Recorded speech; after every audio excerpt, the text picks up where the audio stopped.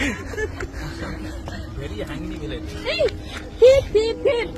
I found a thief! কি করেছে এটা তুমি? তুমি কি করেছো?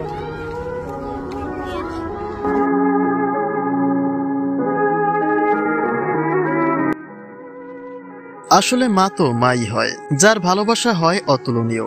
ঘর সংসার জীবনে খুব একটা সুখের দেখা না পেলেও এক সন্তানকে ঘিরেই জীবনটাকে সুন্দর করে গুছিয়ে নিয়েছেন অপু বিশ্বাস। পর্দায় একজন জনপ্রিয় নায়িকার চেয়েও অধিক বেশি ভালোবাসা তিনি পেয়েছেন একজন দায়িত্বশীল মা হয়ে। ব্যস্ততাকে বুড়ো আঙ্গুল দেখিয়ে ছেলের খুশিটার প্রাধান্যই দেন অপু বিশ্বাস, যে কারণে গ্রামের বাড়িতে আব্রাহামকে নিয়ে নদীর পাড়ে ঘুরে ঘুরে ছেলেকে ইমপ্রেস করেছেন তিনি।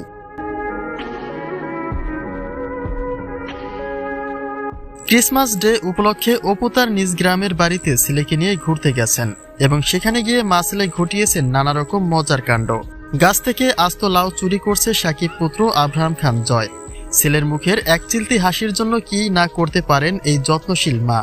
যদিও লাউ গাছের মালিককে টাকা দিয়ে লাউটা তিনি চুরি করেছেন, তবে ছেলের খুশির জন্য কোনো কিছুতেই কার্পণ্যতা নেই অপু বিশ্বাসের।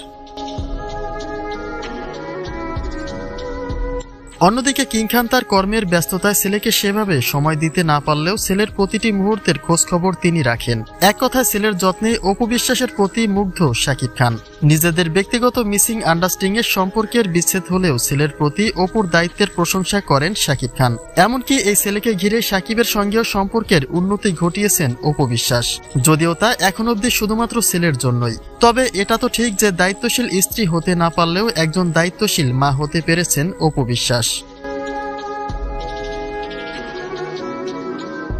এদিকে ছেলের প্রতি অত্যন্ত যত্নশীল হলেও গ্রামের বাড়িতে গিয়ে ছেলেকে সঙ্গে নিয়ে বড়দিন পালন করে ইতিমধ্যে বেশ তোপের মুখে পড়েছেন অপু বিশ্বাস। তিনি ভিন্নধর্মী হলেও আব্রাহাম তো মুসলিম, তাই ছেলেকে অপু সঠিক শিক্ষা দিচ্ছেন না বলেই অভিযোগ তুলেছে অনেকে। যদিও অপু তার পাত্তা না দিয়ে জানিয়েছেন তিনি আব্রাহামের ভালো লাগায় সর্বদা নিজেকে সামিল করেন, তবে আব্রাহামের ধর্মীয় স্ট্যাটাস মুসলিম ছিল, আছে এবং থাকবে।